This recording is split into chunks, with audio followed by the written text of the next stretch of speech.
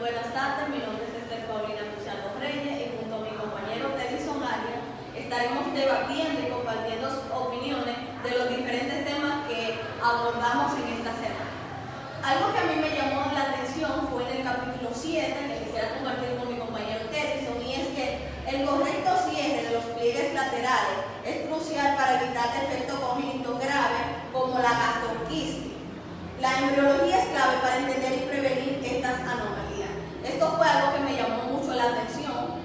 Como dije al final, cuando estudiamos esto embriológicamente podemos entender lo que son las anomalías que pasan en los bebés, en los niños recién nacidos, y así podemos evitarla o prevenirla antes de que el niño nazca. Bueno, algo interesante, cuando lo vi del capítulo 7, es que tenemos que la inhibición del diafragma, desde la C3, C5, de las costillas, explica que por qué el problema de esta zona puede causar dolores referidos al hombro. Y la embriología y la anatomía están estrechamente relacionadas. No quiere decir que el nacimiento de, por ejemplo, un feto o un niño tiene diversos desarrollos. Al nacer se van desarrollando y pueden causar deformaciones en diferentes partes del cuerpo. También esta semana tratamos lo que fue el capítulo 10, que es el esqueleto axial. Este fue un tema que me llamó sinceramente mucho la atención, y algo que me llamó la atención de este tema cuando lo estaba estudiando es la osificación intermembranosa y endometrial, que son procesos clave en la formación del cráneo y la cara, destacando su importancia en la embriogénesis. Continuando con la parte que ella dice, tenemos que, en la osificación, tenemos que las células de la cresta auricular juegan un papel fundamental en la formación del cráneo y la cara, destacando su importancia en la embriogénesis. Esto quiere decir que dependiendo de cómo se desarrolla el feto o el neonato, tenemos diferentes tipos de osificaciones, creando células en cresta neural, y así tenemos una formación y desarrollo completo. Realmente eso es muy interesante lo que acabas de decir. También está la formación de lo que son las extremidades del cuerpo, que es un proceso altamente regulado por señales moleculares como la FGH y la CHH, lo que demuestra la precisión del desarrollo embrionario. Esto yo lo pude estudiar en lo que fue el capítulo 12, que me pareció muy interesante realmente y me ayudó a enriquecer mi conocimiento para entender cómo se forman estas extremidades. Entendemos que tenemos una apoptosis que juega un papel fundamental en la formación de los dedos y en sus alteraciones. Sus alteraciones pueden causar anomalismo con polidatina y sidatina. Esto no quiere decir que dependiendo de cómo sea el desarrollo embriogénico vamos a tener un tipo de malformaciones en el esqueleto.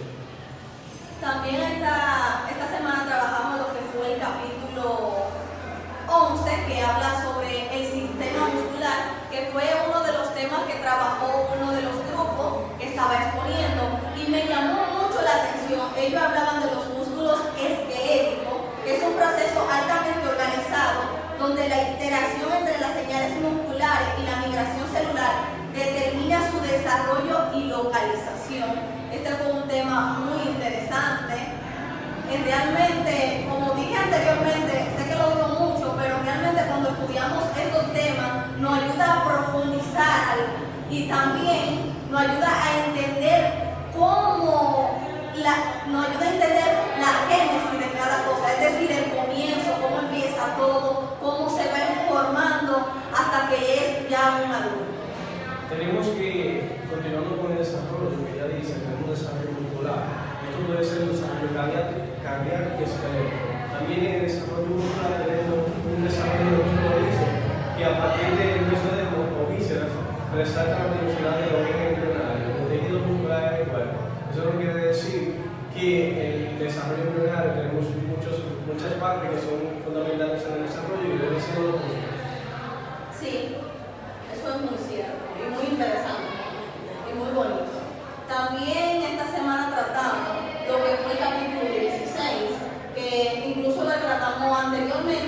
con la profesora en la clase, que fue el sistema urogenital, que es el desarrollo del sistema urinario y genital. Muestra la compleja interacción entre señales genéticas y hormonales, la diferenciación de los riñones en pronefros, mesonefros y metanefros, resalta la evolución del sistema excretor, mientras que la determinación sexual depende de la presencia o ausencia de SRY y de la regulación de la hormona como la testosterona y el estrógeno. Pero entendemos que además de tener influencia genética, tenemos que la hormona es fundamental destacar la migración de las células genitales primordiales y su papel en la formación de las hormonas. Sin su llegada a las piezas genitales a la defensa sexual, no se llevará a cabo correctamente, lo que puede ocasionar gónadas rudimentarias o en su ausencia. Esto enfatiza que en el desarrollo sexual depende de la correcta interacción entre factores genéticos, como puede ser la hormona y el desarrollo muscular y esquelético. Realmente, cuando hablamos de esto, hay que tener en cuenta que esto lleva un patrón, y si ese patrón se rompe, llegan lo que es un defecto a la vida del bebé o a la vida del neonato.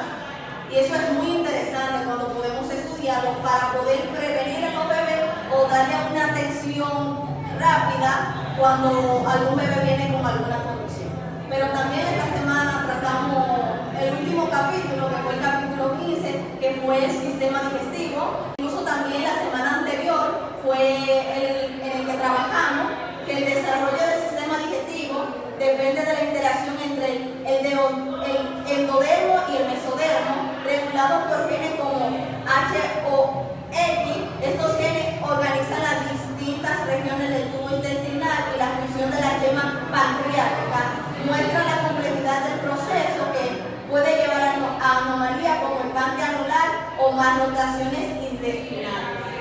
Continuando con la explicación de mi compañera, tenemos que para fijar los órganos digestivos, que es necesario el mesoterrio y el peritorio, que son cruciales para esa función.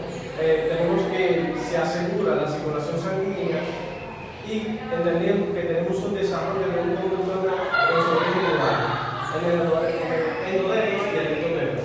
También es vital, ya que su malformación puede causar anomalías como las fístulas y rectovaginales. Realmente estos temas son muy interesantes analizarlo. Cuando entramos al libro de Blackman y nos ponemos a leer, nos ponemos a estudiar estos temas, realmente es muy interesante porque podemos enriquecer nuestro conocimiento, e incluso cuando interactuamos con compañeros que también leen y también profundizan en ello, y así podemos interactuar, así podemos aprender más uno del otro, y así podemos compartir temas tan bonitos y que nos explican con tanto detalle y con tanta, ¿cómo se podría decir? Con tanto detalle lo que son estos temas que nos ayudan a lo que es a ser mejores médicos y nos ayudan a que mañana nosotros, si tenemos la oportunidad de ver algunos de estos casos, podamos entender qué es lo que realmente está pasando. Yo tengo entendido que estudiar el tema nos da una base para estudiar desde el cuerpo humano, desde su nacimiento hasta su desarrollo. Entendemos que esas son funciones que implican que el desarrollo puede causar malformaciones que pueden implicar diversas enfermedades. Muchas gracias. Muchas gracias a nuestro compañero Davidson, que nos pudimos reunir aquí para compartir estos temas que son